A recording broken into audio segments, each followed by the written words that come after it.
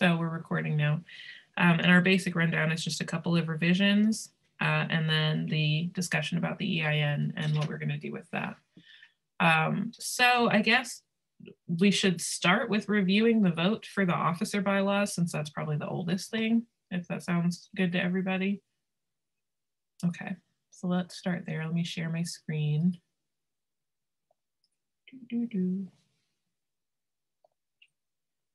All right, so this is our officers bylaw votes. We actually only got 4 responses to this one. So our responses have gotten lower and lower and lower every time. We talked a little bit about this at one of it was either the incorporation meeting or an interim board meeting, but we'd like to start getting more responses. So we're going to try to promote it a little bit harder.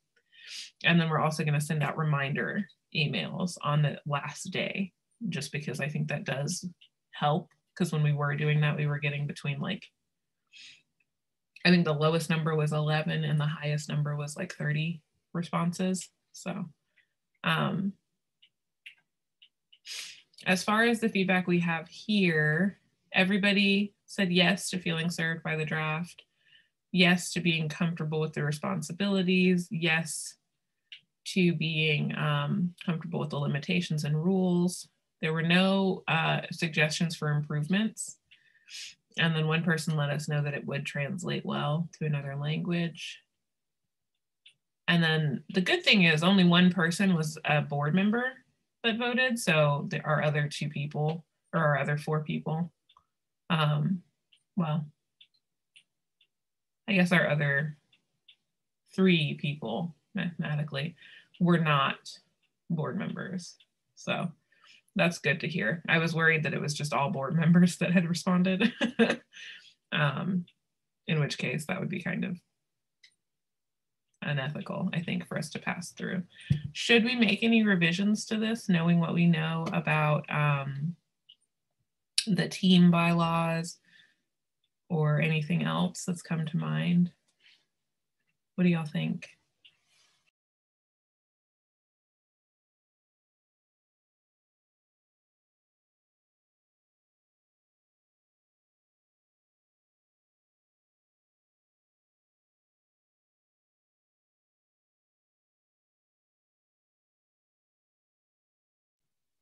So Chelsea's typing something.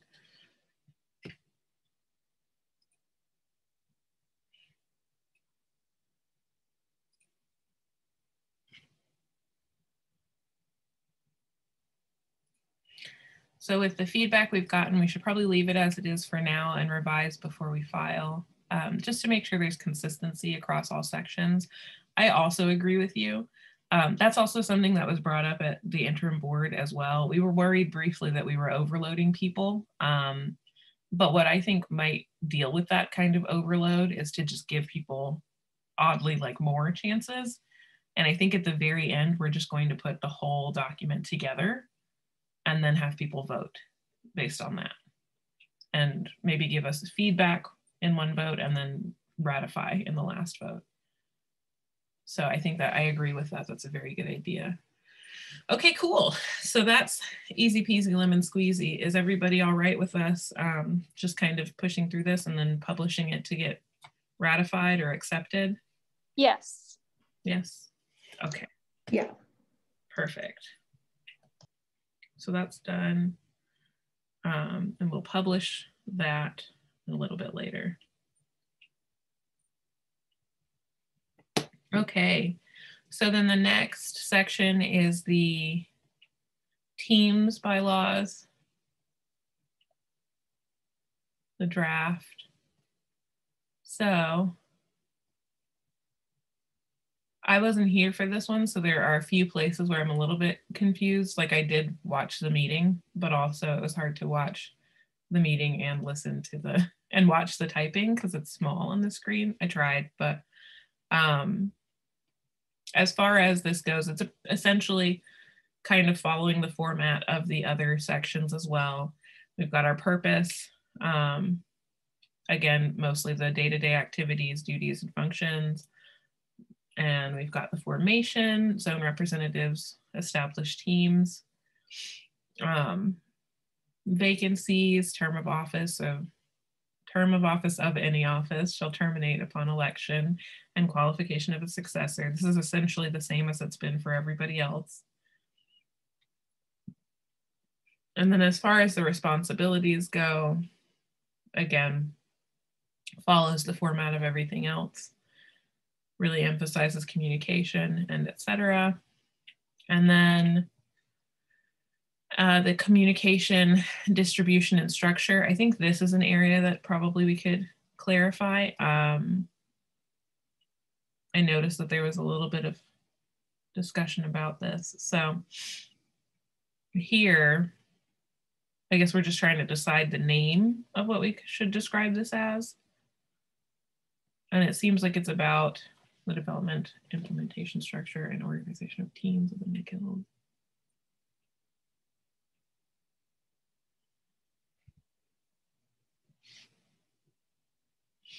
Sorry, I'm reading through it.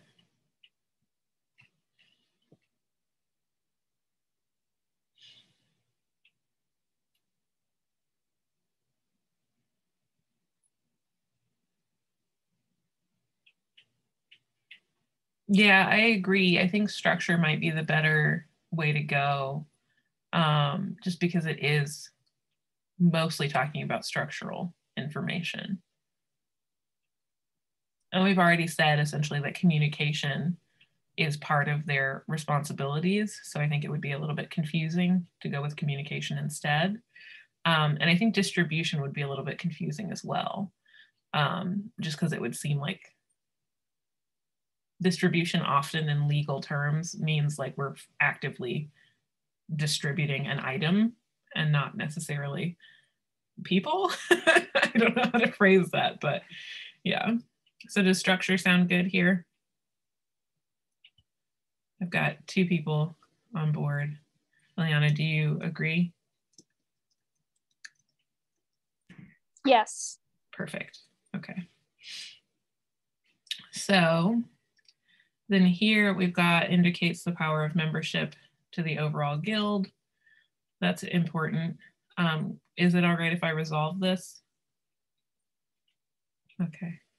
And then those needs are communicated to the zone representatives to then establish with the membership contained within their respective zone.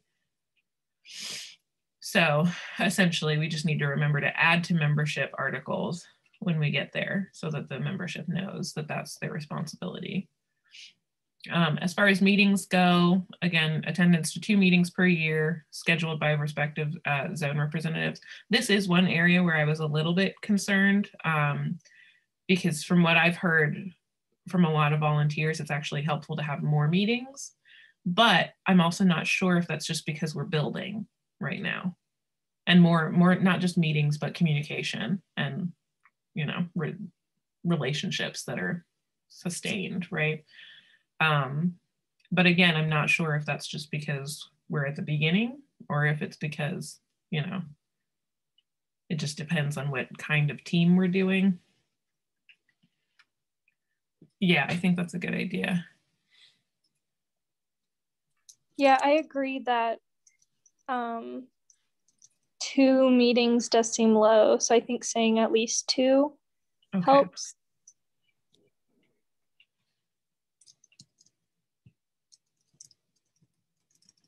It's actually better language too. Thank you.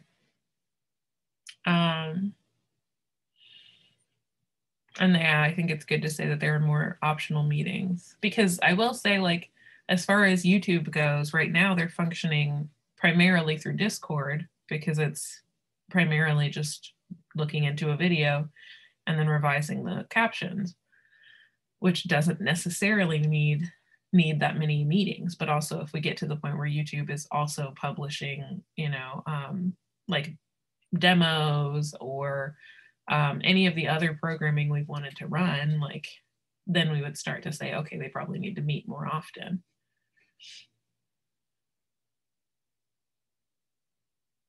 Yes, that's a good point, Chelsea. It does say, like, if you can't make those 2 meetings, this is definitely not something you should sign up for. I mean, that's a good point. Okay, cool. So special meetings of volunteering members of a team may be called by or at the request of anyone involved within the team. So again, any volunteer can do that. I think that's important as well, because if, let's say well, I don't even need to get specific. That's important. It's a useful thing to be able to do. Again, the 2 weeks notice is important. And again, if the zone representative doesn't know, then it's not real, I guess. It's not official. The point, I think, was no secret meetings. Exactly, yes. And the notice must be given of any and all zone representatives. So this language is a little bit confusing, given of any and all zone representatives. So I think what's being said here is notice must be given to zone representatives at least 1 business week before the meeting date. Or it might be, it might also be by zone representatives. And that's where I was kind of confused, because it seems like it's going to the board of directors and the membership.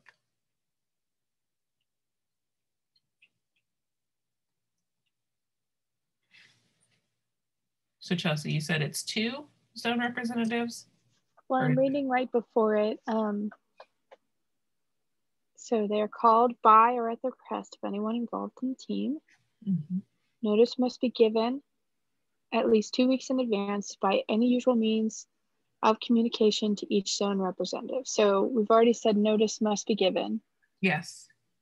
At least 2 weeks in advance. And is that meant to be for waiving if you are not able to come to the meeting?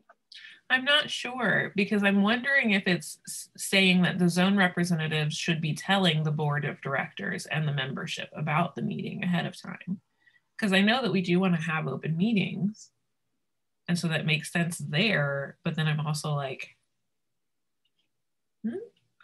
I'm not sure if it's about that specifically, or if it's about what you just said. So I think I can see the purpose of both things, you know, saying like, okay, we need to tell you, we need to tell the board of directors and the membership so that it's open, but also, I don't know, could you rephrase what you just said? Because I want to make sure that I'm saying it correctly. I'm sorry. So I see the sentence before is about giving notice of like the existence of the meetings to the zone representative. And I was wondering if the second sentence is meant to be waiver of non-attendance. Yeah. But I can't tell either. Yeah, that's what I'm wondering. I also wonder, should teams be able to, because we kind of wrote it out here in a way that makes it sound like team members can't meet without a zone representative. So then is there a waiver process for that? Or do we just say, because that's where I'm kind of like, we can rewrite this to whatever we need it to be, but do we want there, I guess, to be a waiver process for the zone representative, or do we think that they should be committed to those 2 meetings every single time at least?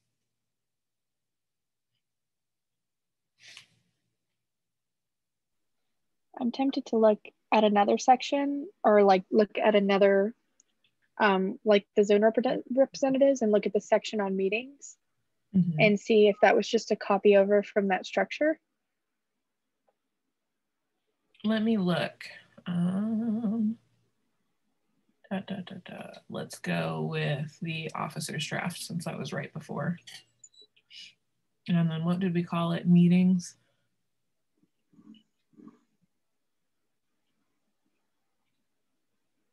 So no, waiver of notice is a separate section. Okay.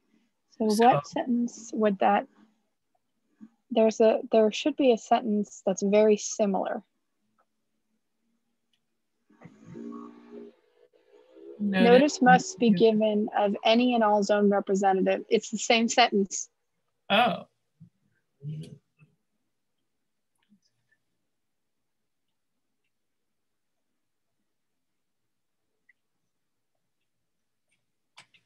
I think it's supposed to say meetings.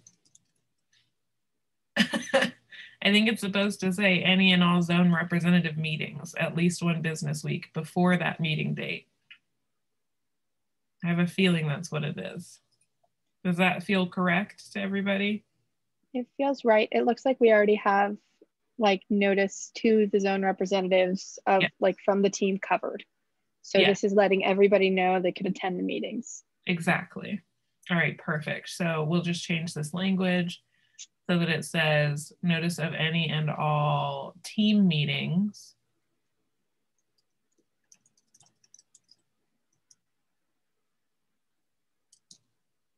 at least one business week before the meeting date to both the board of directors, officers, and membership.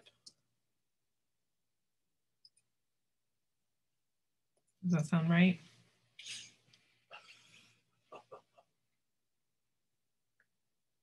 Okay, cool. So that resolves my kind of questions about that. And then vacancies. Volunteer may resign at any time, documented notice, et cetera, et cetera. And then the general removal process, again, by the responding membership or through a direct violation of the code of conduct.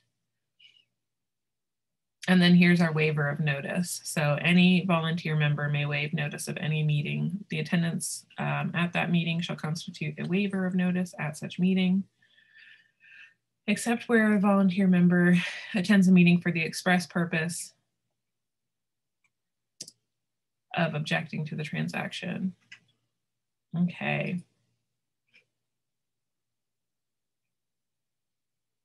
Got you. All right, so here is the biggest part to flesh out.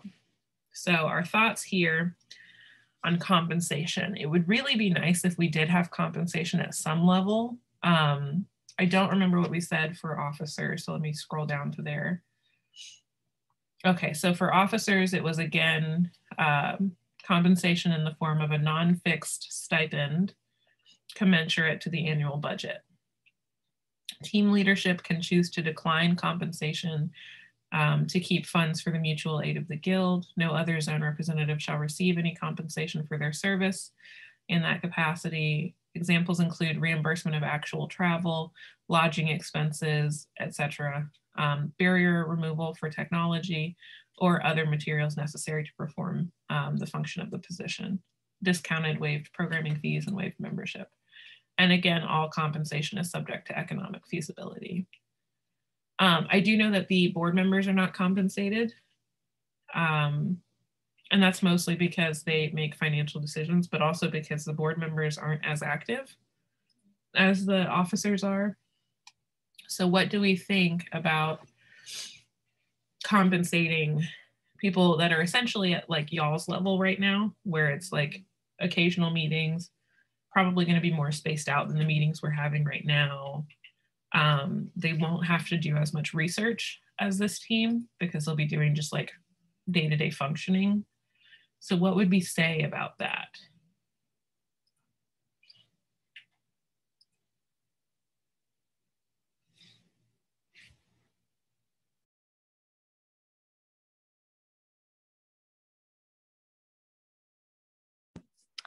I think some type of waiving membership dues, but I'm not sure about anything past that since it is a lot of less effort.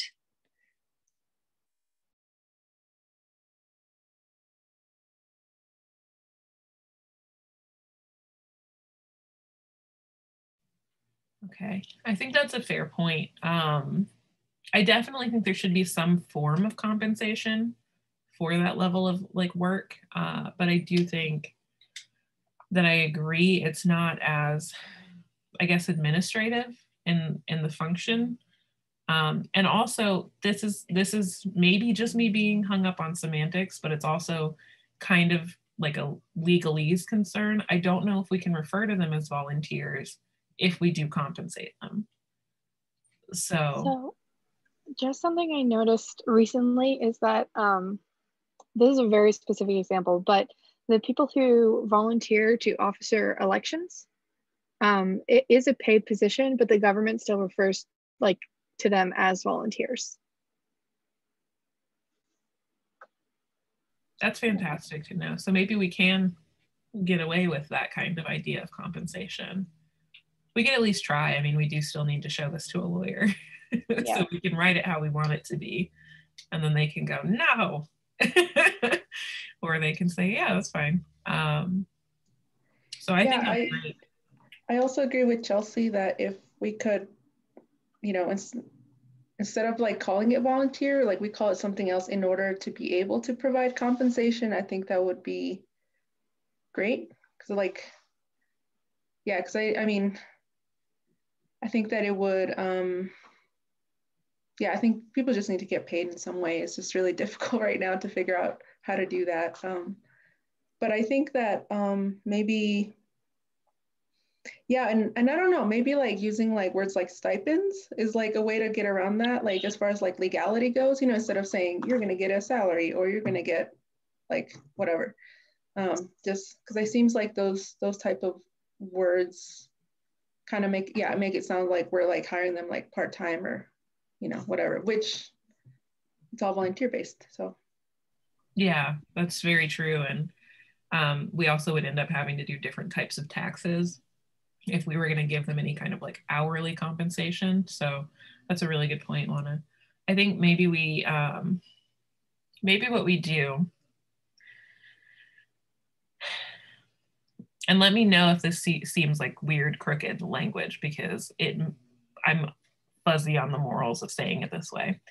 But maybe what we do is we say, like we give it almost like an escalation written out here, where it's like at minimum they receive waived membership dues, and based on economic feasibility, we can provide some form of compensation that's based on like a percentage of the funds that we accrue in a given year.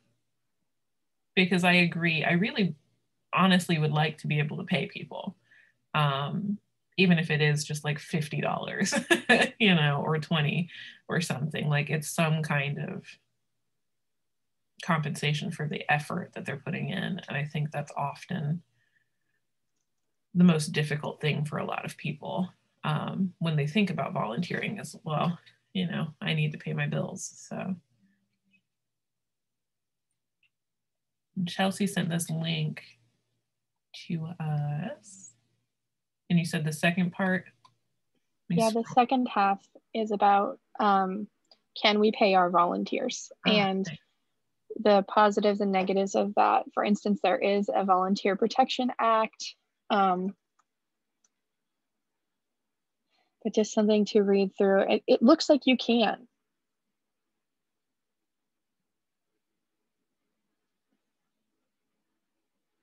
That's fantastic. So I'm going to just skim through this really quickly while we're talking. Okay, so we could, just like what Juana was saying, a stipend.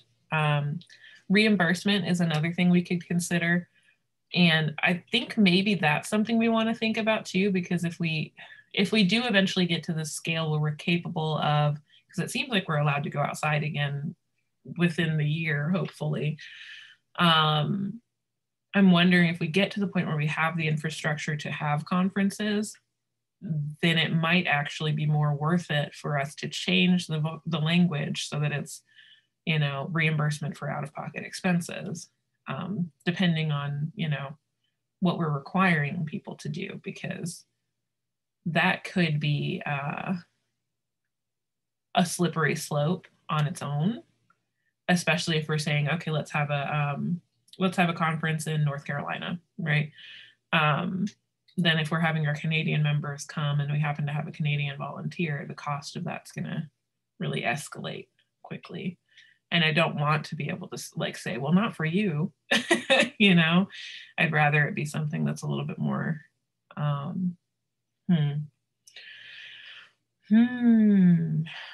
So they would be called bona fide volunteers. Their compensation is limited to reimbursement for expenses, reasonable benefits, and or nominal fees for service. So There are two key issues. They will, whether or not they're taxable, and then whether payments volunteer the worker's volunteer status. So let's kind of look at the taxes part.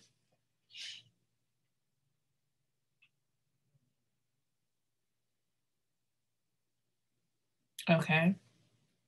Including stipends. Okay, so including stipends, we would have to consider or account for taxes.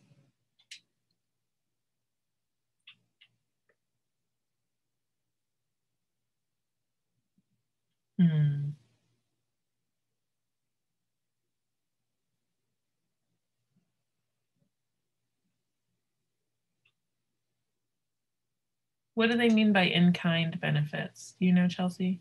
An in-kind donation is a donation of like, if I were to give a food bank cans of food, that is an in-kind donation. If I were to donate a press, that is an in-kind donation. If I was going to give you $50,000 to buy a press, that is not an in-kind donation. Okay. Okay, so for instance, and this is irrelevant to what we're talking about right now, but for instance, if somebody were to pay their membership dues by giving us a print, would that be considered an in-kind donation? Yes, that's an in-kind donation. Okay, that's something that's, we're gonna have to figure out if it qualifies for tax exemption at that point then. But we'll have to talk to an accountant, which we already kind of knew we would need to do. Yeah, and you typically like assign a dollar amount to your in-kind donation, and then that's how it gets used like on your taxes.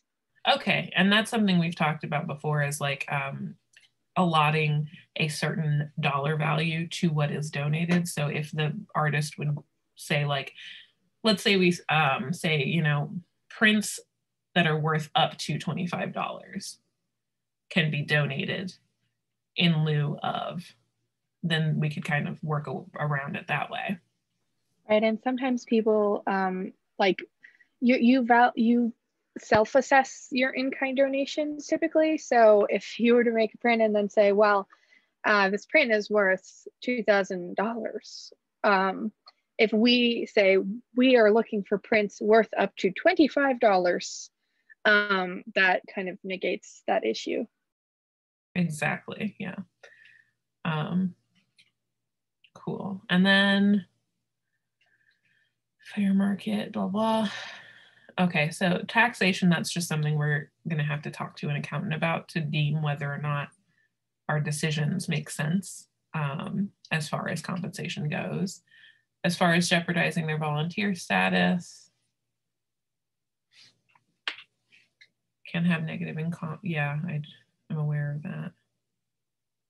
Employees are subject to various forms of legal protection, so guarantee of minimum wage, etc.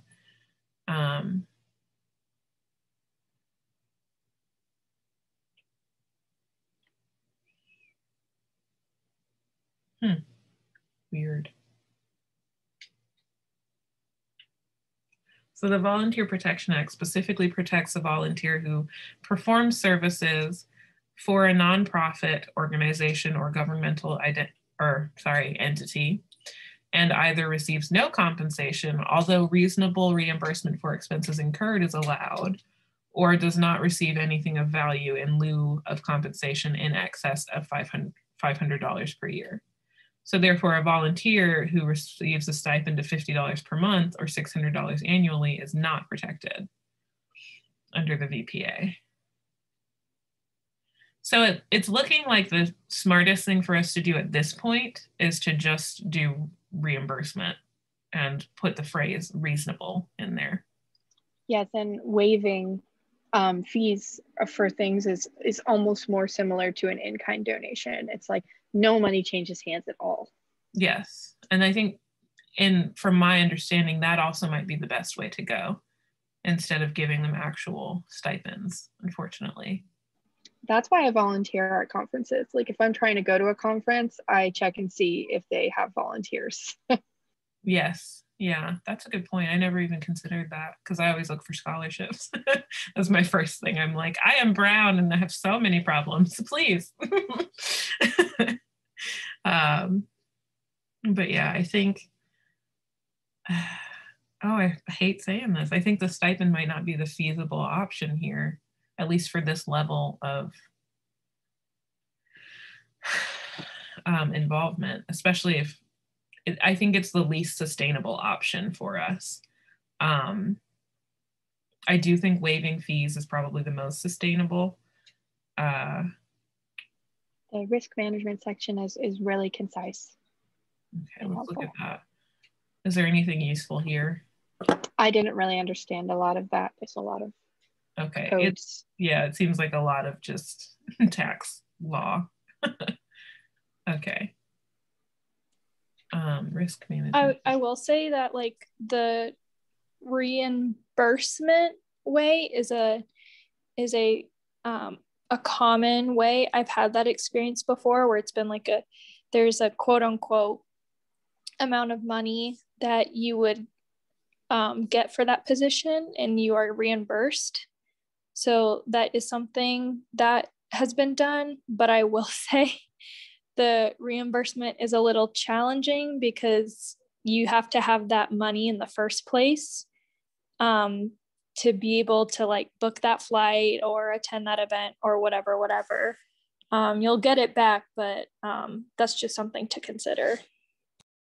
I think that does make a lot of sense. I also like the idea that it can be capped essentially. But I'd like to be able to cap it at a reasonable place where, just like you said, we know for a fact we can actually compensate this person, you know?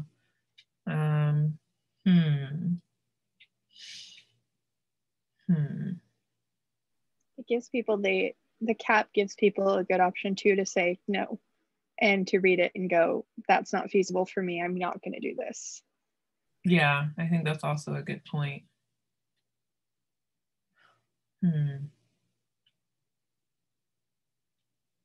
And of course, we can't offer benefits tied to hours of work. That's essentially employing someone.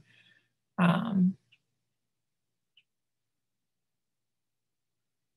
think maybe the easiest for our starter level is we just waive fees and we leave it at that, and we kind of omit the reimbursement at this stage because we don't have anything to reimburse. And I kind of don't foresee us in the next year, you know, which, I mean, there's no telling what's going to happen in the next year, as we've all learned. But I don't see us in the next year having a conference where that would become relevant. And I think maybe that's something we just need to revisit. I don't know, though. What do y'all think about that? Just doing waived fees. I'm good with that for now. And I think revisiting as the organization grows is a smart thing to do right now. I've been consistently throughout this team just like lay out how to edit the bylaws clearly, concisely, and then when the time comes, if we need to edit the bylaws, there is a system. Yes, very much so. So I'm going to say we'll revisit reimbursement. I do think we'll probably never reach the level where we're able to like stipend because as I said, per month, my brain went, oh, wait a second. How do we determine whether or not a volunteer is still active? Because it's a volunteer position.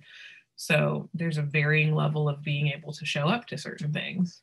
Is it the 2 meeting per year requirement? Because then we wouldn't know until like December 29th whether or not they're still a member, and we would have to continue paying out to them.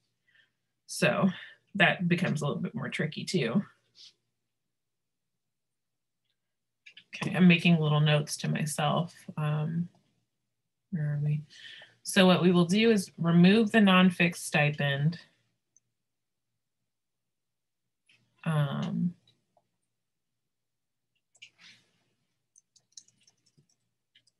Well, we have a phrase for this. Where is it?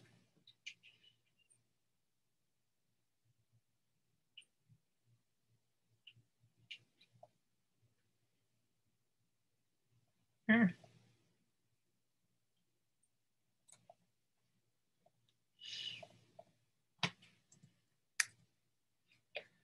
Okay. Should we say team members can choose to decline compensation for the mutual aid of the guild? Yeah. Okay. In case they're like, I'd really like to just pay to go to the conference. I can afford it.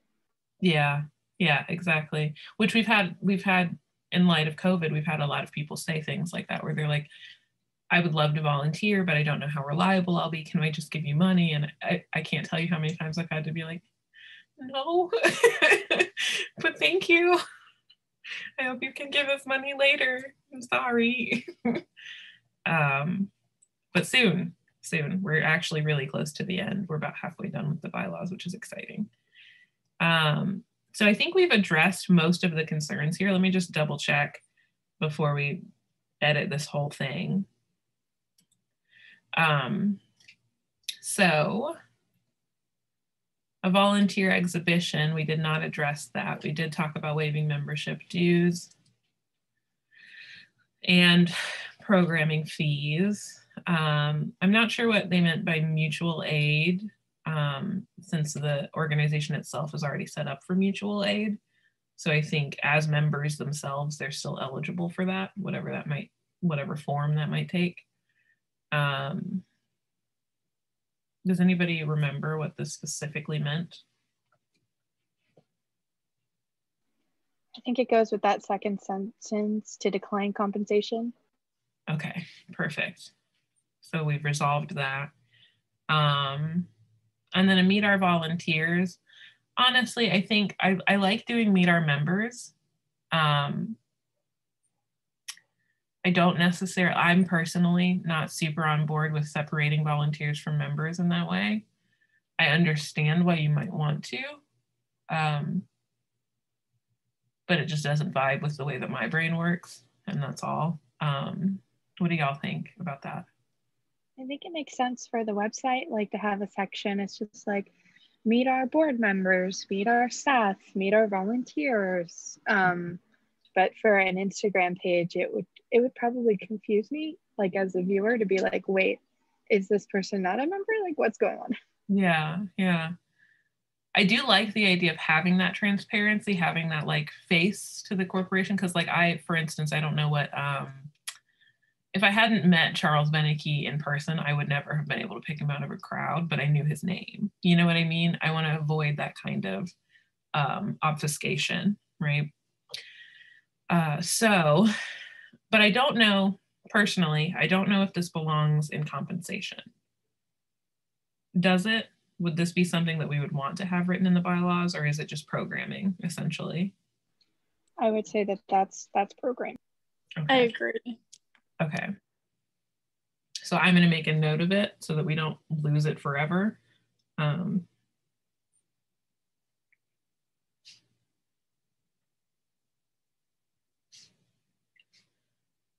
the website. And then they were talking about Instagram guides, but we haven't figured that out yet. Not that I'm not interested in figuring it out, just that's something that's a little bit farther down the line. And then just some version of recognition. But this is a tax document, essentially. So I don't think we need it to be there. I think that's also the same for the volunteer exhibition. I think that also falls in the category of programming and less in compensation. Does that sound right? Yeah, I mean that sounds exactly. All exhibitions would be programming. Yeah, that's what I was thinking. Yeah, I agree. Okay. So, workshopping as a membership benefit in the membership article, I think,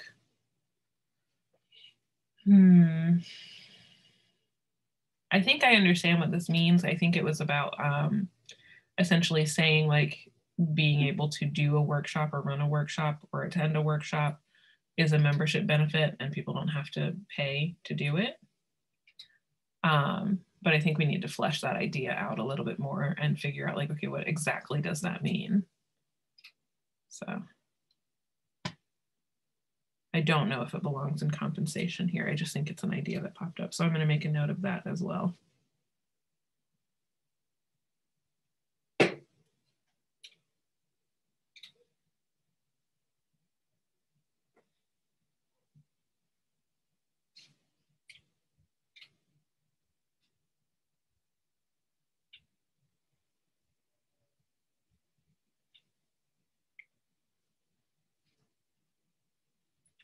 And that is one form of like discounted programming that we could provide, is like it's either free or discounted.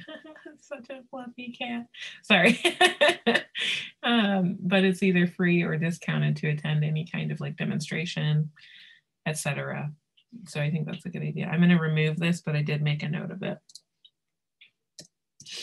And then as far as what's feasible, we did just talk about that. Again, the 5 years from now, we'll revisit, you know. I think we wrote out in the board member bylaws that that all bylaws have to be revisited every year or 2 years. I'm not sure, but I think we put it down already. And we did talk about how that would apply to conferences. I think we'll just have to revisit that, see what our scale is at that point in time. So I think that's everything.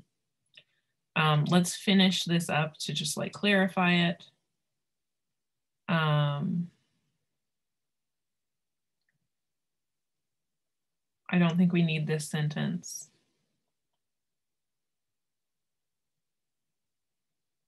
I don't think the team members are really eligible for that kind of situation.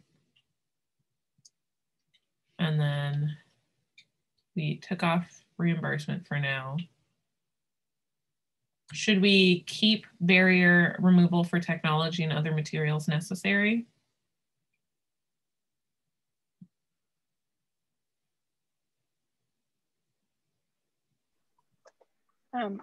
I wonder how that would work exactly. Yeah, I'm wondering that as well. Because I think, for instance, like for Zoom, I understand if we're feasible, if it's feasible for us, it would be great for us to be able to supply, for instance, an officer or like a zone representative with Zoom, you know, the official version. That makes sense because they have to have meetings with their team members. But I think maybe at the team level, I don't know if there's really that many technology barriers in place. That could be my privilege though. So I'm wondering if that's something to consider.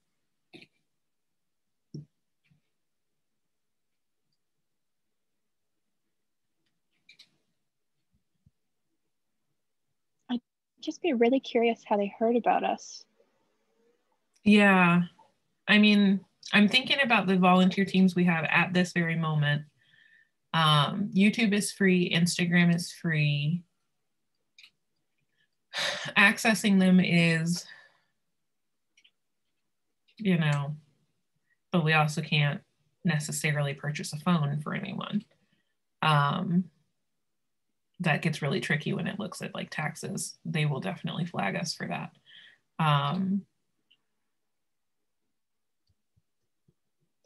I would say, I'm trying to think about like the most complicated position as far as technology goes. And I would probably say it is the design team. The design team does need Photoshop. That's what we've been using for designing. However, I don't know, just knowing the way that Photoshop works right now, that crap is super expensive. And I don't know if we would be able to afford that. So this might also be something that we just revisit based on our size, you know? Yeah, and something for people to know, because I'm guessing if the design team isn't something that they can do because they don't have Photoshop, but they're interested in that kind of skill set, that's also like a social media skill set that's really useful, just having an eye for design. At this point, I just wonder if there would be like, well, there's a different team that you might be more suited for if you're having this specific problem. But I don't know. It's really hard to say. I like the idea about burial removal, but I do understand that it could be very open for interpretation by members. Maybe we could just add a section where we say, like, if feasible, burial removal for technology and, you know, whatnot. Like, if we're able to, or if like approved or something. What if we say if necessary and feasible? Well, I mean, the next statement is all compensation is subject to economic feasibility. So we could say if necessary.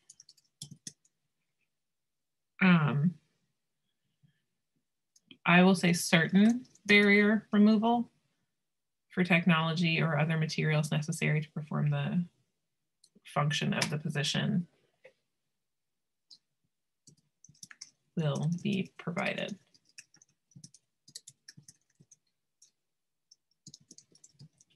I do think this should be something that's approved by the board.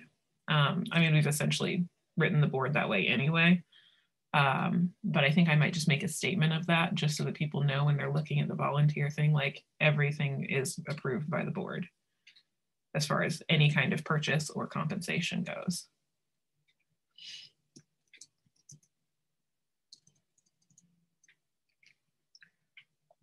Maybe what I should say instead of if necessary is subject to the approval of the board, certain barrier removal. Yes. Okay. Cool. And then all compensation is subject to economic feasibility. Does this feel comfortable to everybody? One thing we were trying to parse out while you were gone was whether or not barrier removal would be really necessary at this level. And then, you know, trying to imagine like, okay, well, with the teams we have in place now, probably the design team, because they use Photoshop, they would be the one that's the most complicated. But if you have any extra thoughts on that, just let me know.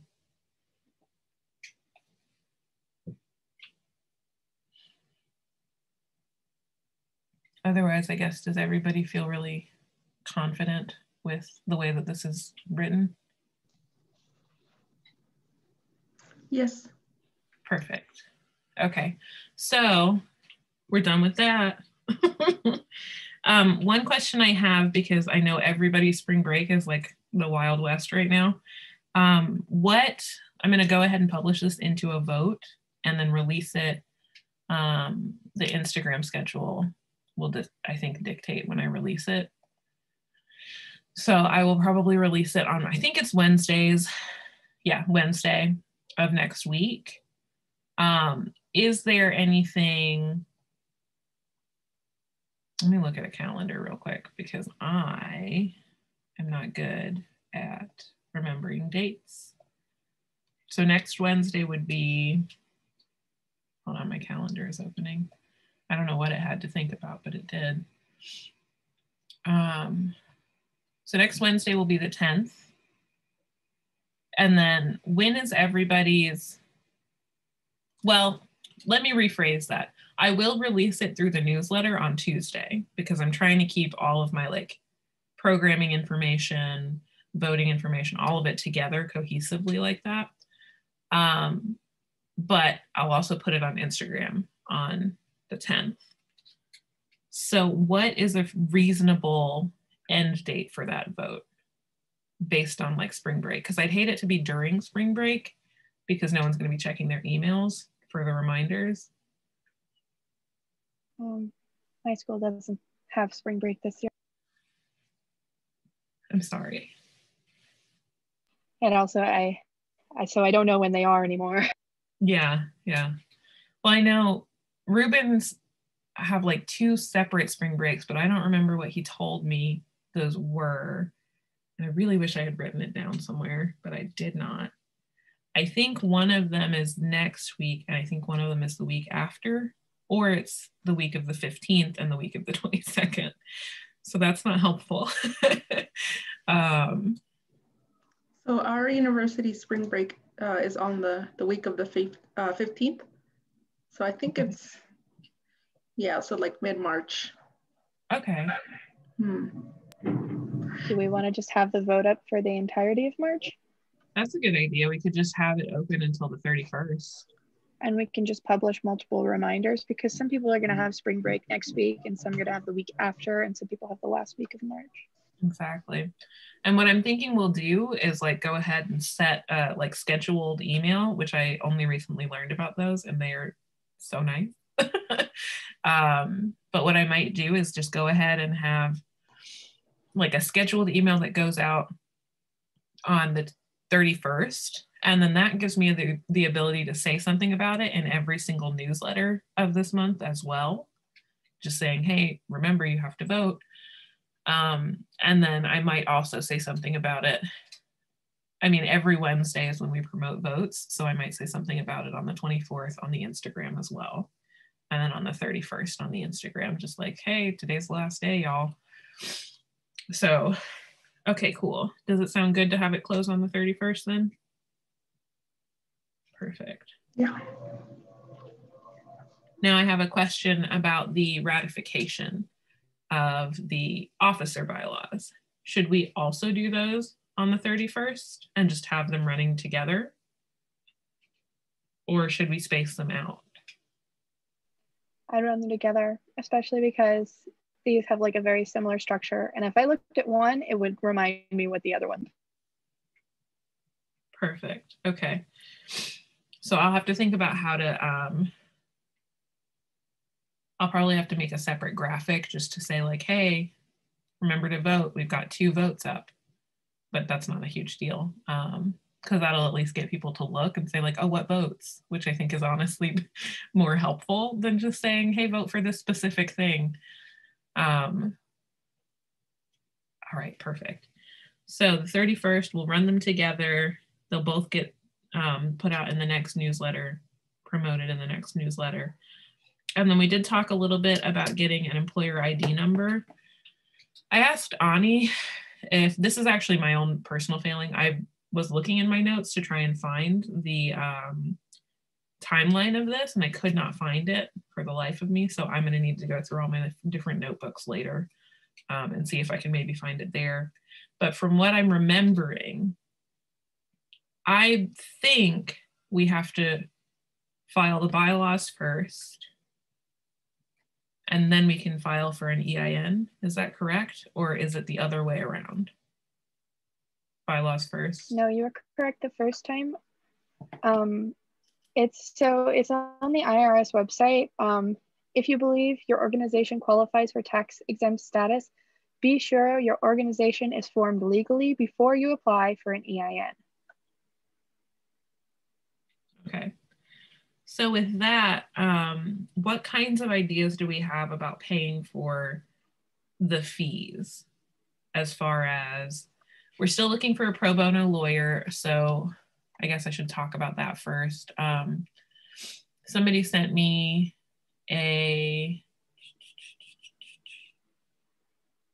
let's see. It's this one. Da-da-da.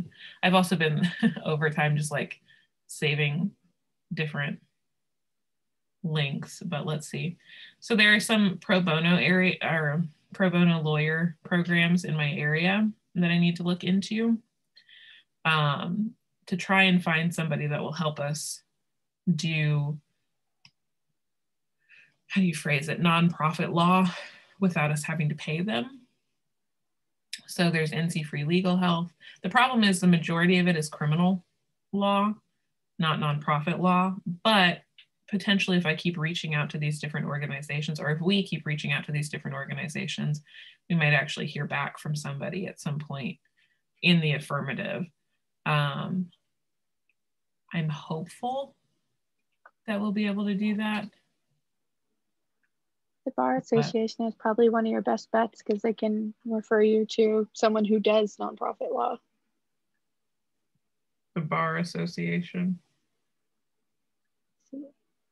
Okay. It looks like they do not take referrals for free attorneys.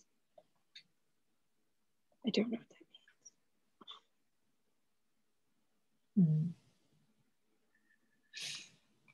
Yeah, my biggest hope is to also reach out to different nonprofits as well in the area. That's something that I wish I could remember who, but some very smart person in our last meeting suggested to us. I think it was Jennifer, actually, Jennifer Mack. But to reach out to other nonprofits and say, hey, how did you get this started? How did you get off the ground? Do you know any nonprofit pro bono lawyers or accountants that would want to review this for us? Yeah. That's kind of what I thought.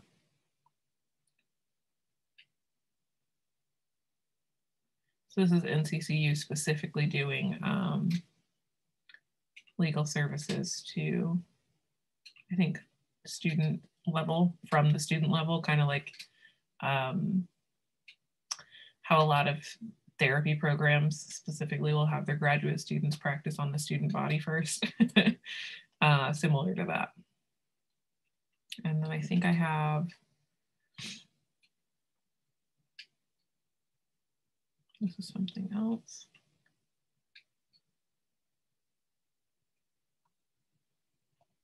This is somewhere else I wanted to reach out to you.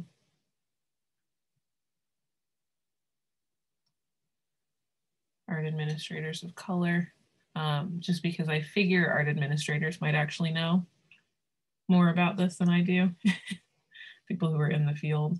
But I will say I'm gonna just give an assignment to everyone. If you all notice any like organizational based grant funding that we could apply for, any kind of pro bono lawyer documentation, anything like that, more than just sending me the link, if y'all would also like read through it and give me kind of, I hate to say this, but give me kind of the rundown on it, just so that I don't get overwhelmed with resources and then don't have the time to go through them. That would be really great. I have been bookmarking places as I've seen them.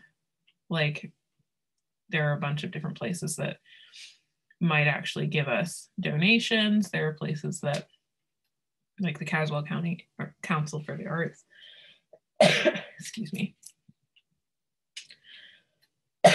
Oh, I guess I'm gonna cough for a minute, sorry.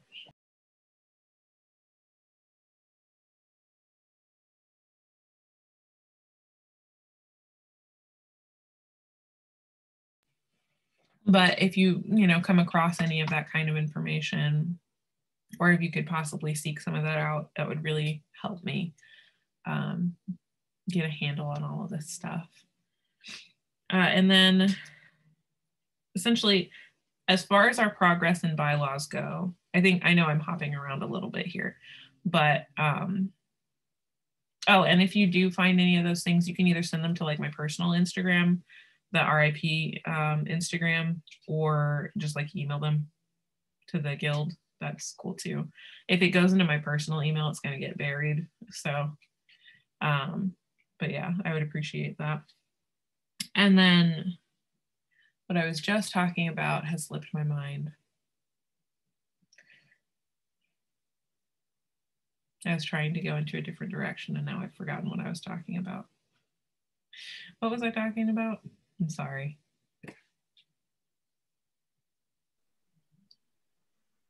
I had a feeling we were going to move on to how to pay the fees for filing. Yes. But I wasn't sure. Yes. So one suggestion has been that I'm going to stop sharing my screen because it's not relevant. But one suggestion has been that the interim board members have said that they would be willing to put forward some money for it. It's the actual paperwork is $60. The main concern is getting a lawyer to look over them, because we can file all we want, but it can be rejected just based on it not being like legally feasible. So that's why I'd really like to get a lawyer's eyes on this. Which part of the paperwork is $60? It's filing the articles of incorporation. With whom? The with IRS? The North Carolina, let me look at it again. Oh, so it also has to be filed with the IRS. Oh, okay. And that's about like $300. Okay.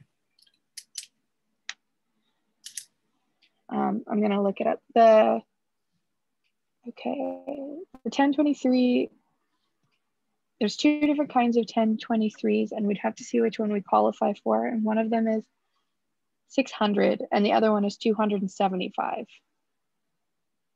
So we'd have to know which one we qualified for. Mm-hmm. They're for small to mid-size, so that should probably be us. Mm-hmm.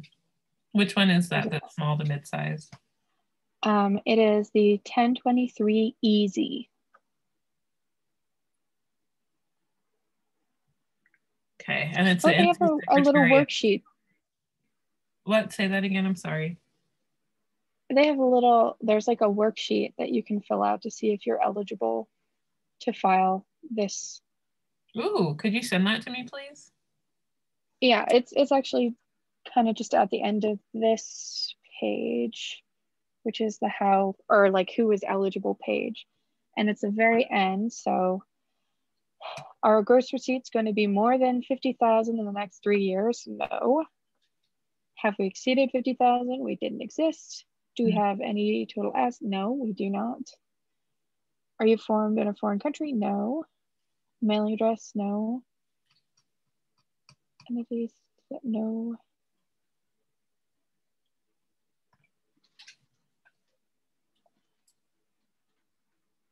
We are not formed in any way. We are not formed at all. Previously, no. No. Are we a school, college, or university? No. We are not a hospital. We are not agricultural research. We are not a hospital. Okay. I'll have to read through these more thoroughly, but it does look like we are able to file the easy. Okay. Yeah, let me know if there's anything that you need clarification on too, because there's one question that I'm like, are we? But I don't think we are meeting that kind of thing. But it seems like this is for like really large, like if you have to file just the regular 1023, not the easy. It seems like you have to be a very large organization, or you have to like be have employees, and you would have to deal with like if you were a hospital. Mm-hmm. Yeah, I saw something about educational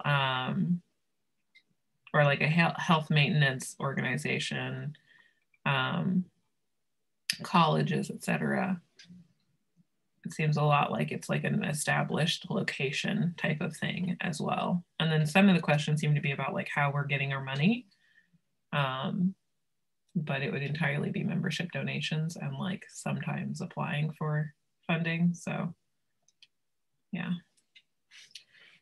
So we also need to file an N01, and that's the thing that's $60. And the 1023 easy, I just closed the page. How much is it? It is 275. Okay. So it'd be like 335, depending on whether or not they charge us tax. So that is something that we'll have to like brainstorm how to get that money. There's part of me that thinks like, oh, well, let's just apply for a small grant funding. But then I'm like, we don't have a bank account. How do we apply for that? So it becomes a really wild chicken or the egg argument. And I think the most logical thing to do would be to ask for donations from our membership. But we would have to be like really, really clear that that's not the membership due, which is kind of a bummer, but also something we'd want to point out to people. I think crowdsourcing the funding through whatever crowdsourcing app is working the best now is also not a membership buy-in, but a I am now invested in this organization's longevity buy-in. Like, I want this organization to exist. Yes, exactly. Might help create the community. Yeah, that's a good point. And I think it would be better than, I mean,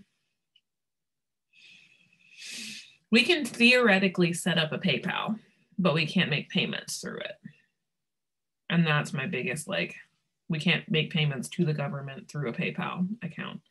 So it will have to be some kind of like one individual taking that money in and then applying it. But I think as long as it's under $500, it's not really tax relevant. Yeah, I can't see that being taxable. That's more in the amount of money like your grandma like sends you like $50 for your birthday sort of gift. Yeah, so I'm gonna say probably not taxable. And then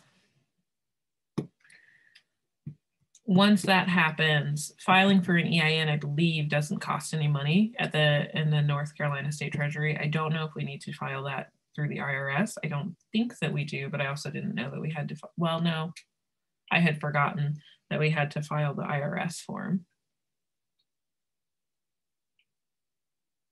So I guess we'll have to find that out, but there's part of me that's like, I'd like us to just get all of the funding done all at one time. I do know Olivia at one point made a document about all of those costs. So I'm going to ask her if she has that document.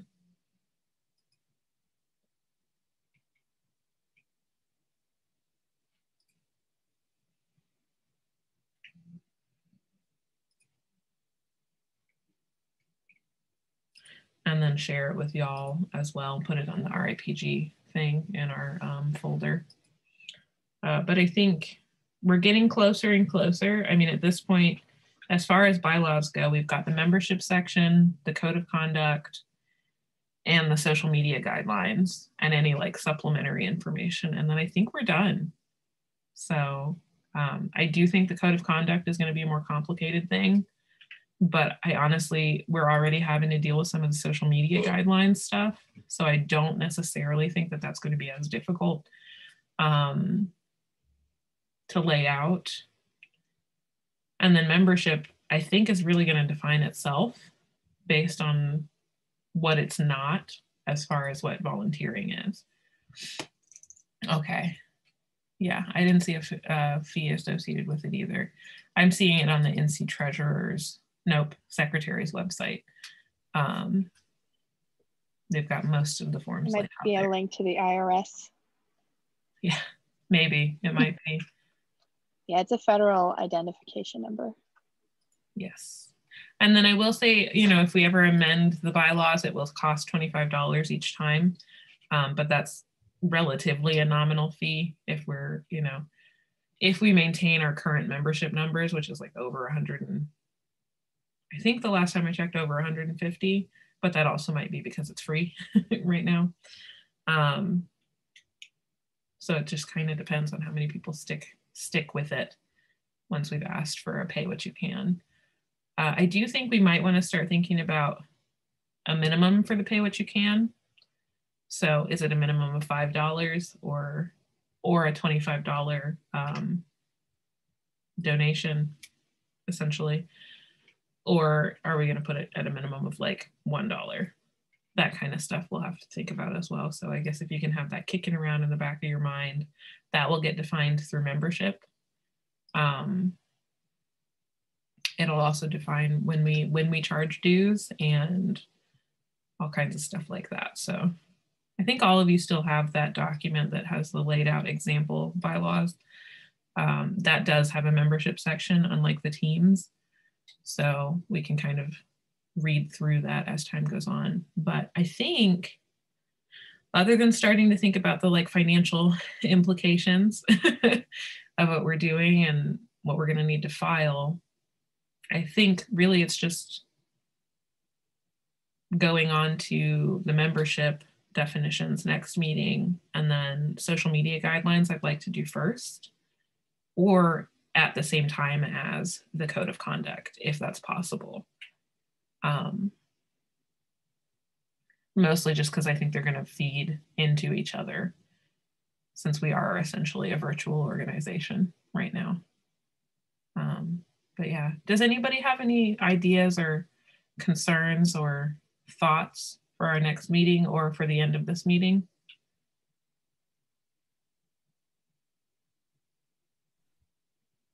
For the code of conduct, is that part of where we're also like talking about like the bans, like the 1-year ban or something like that?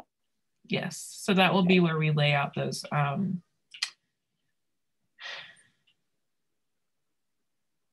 I don't know why, but I keep trying to say penal code, not that, but the ramifications, I guess, will be kind of consequences, really, will be laid out there. Okay, buddy. Yeah. I also think that the social media, technically, our bylaws will be pretty much done when we finish the membership section, and we could go ahead and file them and just consider the social media guidelines as a separate entity. But I do think it's a good idea for us to keep the code of conduct on there as well as a bylaw, and then just have I agree with that as a supplementary thing. Well, I can see social media guidelines being something that'll need to change more often than bylaws because social media is going to be rapidly changing. Exactly. And we don't want to have to file a new bylaws every single time that something about social media becomes massively different. Mm-hmm. Very much, especially if we just completely change a platform, you know. Mm-hmm. So I guess and that guideline could also include the aesthetic guidelines and things like that, which are not really relevant to the bylaws. Mm-hmm. Mm-hmm. So I'm actually really quickly going to double check and make sure that I'm thinking about the right things for our next meeting by looking at this supplementary thing. It's at like the very end of the 501 3C example. They have several different examples of like supplementary stuff, and I want to make sure we're not missing any like glaring things because we're focused so much on the 501c3. Sorry, not the 501c3. We're focused so much on the code of conduct.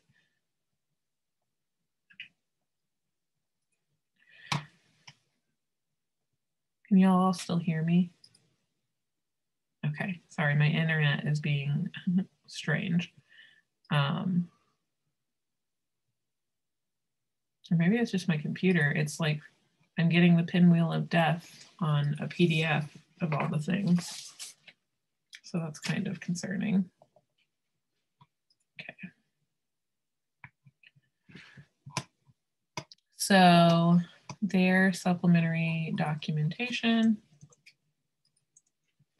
miscellaneous provisions is what they're calling it. Indemnification, we do have to put there what our fiscal year is. We might as well put there the corporate seal.